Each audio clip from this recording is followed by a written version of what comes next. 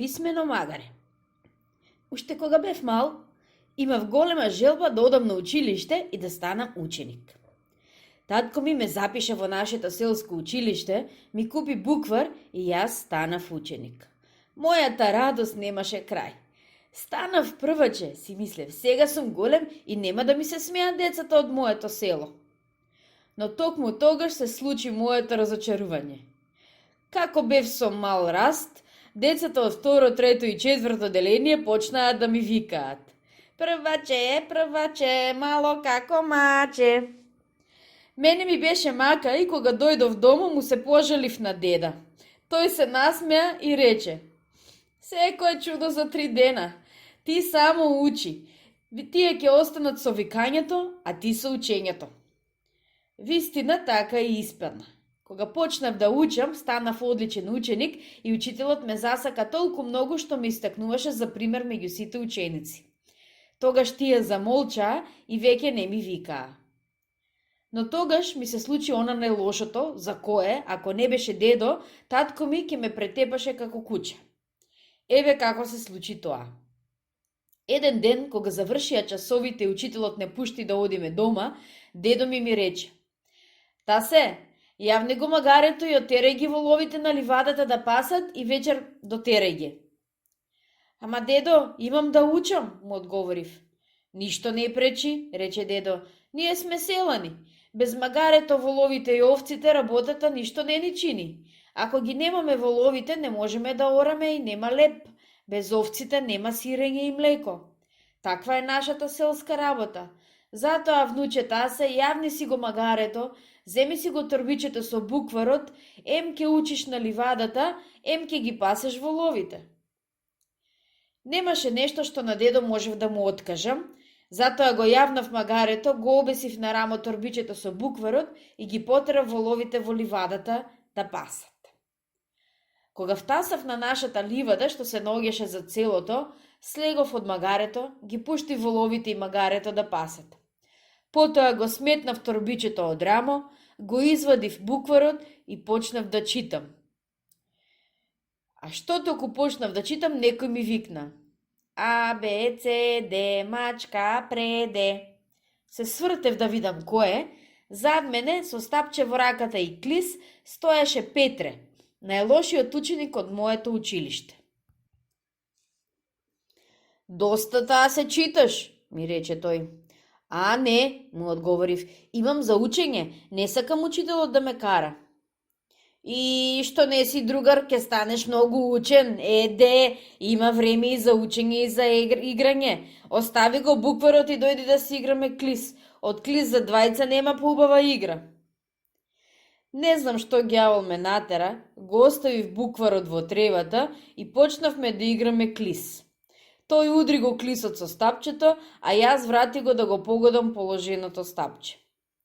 Толку се бевме занеле во играњето, што јас заборавив на магарето, воловите и букварот. По едно време се свртев што да видам, каде се воловите и магарето, и што ќе видам? Го видов магарето, како ги кине листовите од букварот и сладко како сено си ги јаде.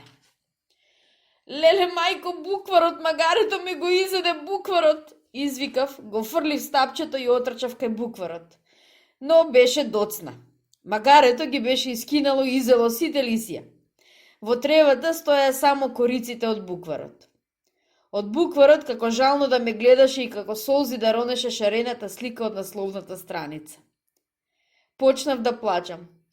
Што би направи, бе, Петре, што ќе правам сега без букварот? Татко ми вечер ќе ме претапа како вол во зелка. Еде, не плаши се, злобно се насмеа тој. Малку ќе те понаделка, ќе поплачеш и ќе се сврши церемонијата. Петре, како ништо да не било, го фрли клисот и стапчето и свиркајќи си отиде дома. Вечерта, кога малку се посмирив, ги кладов кориците од букварот во торбичето, го јавнав магарето и ги дотерав воловите дома. Кога се смрачи и сите се прибравме дома, мајка ми ја постави софрата за вечера. Сите седнаа околу софрата, јас, знаејќи ја својата вина, стоев настрана. Ми беше страв да не ме караат и тепаат. Ајде, сине Тасе, да вечераме, ме покани мајка ми. Не сум гладен, не ми се јаде, одговорив. Не може така, рече дедо, ги пасеше воловите и магарето и си ја заслужил вечерата. Татко ми строго испитувачки ме погледна под око и заканувачки ми подвикна. Тука има нешто, кажи што си направил. Но јас и натаму молчев. Тогаш тој уште построго ме праша.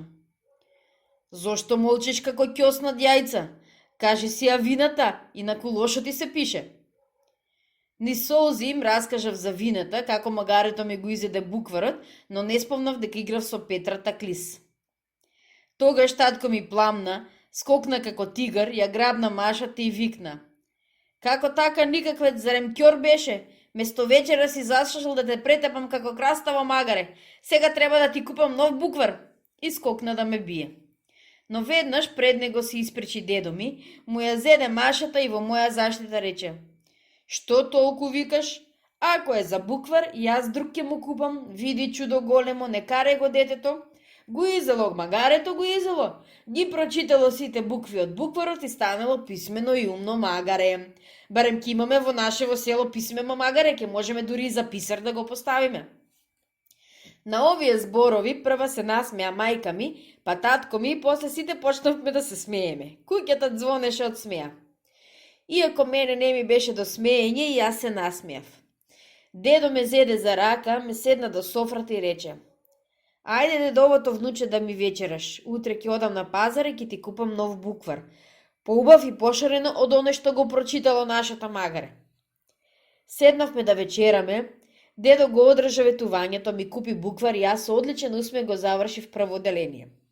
На нашето писмено магаре му го простив гревот и пак го јавав и пасев, но сега строго внимавав да не ми ја прочита и читанката како букварот.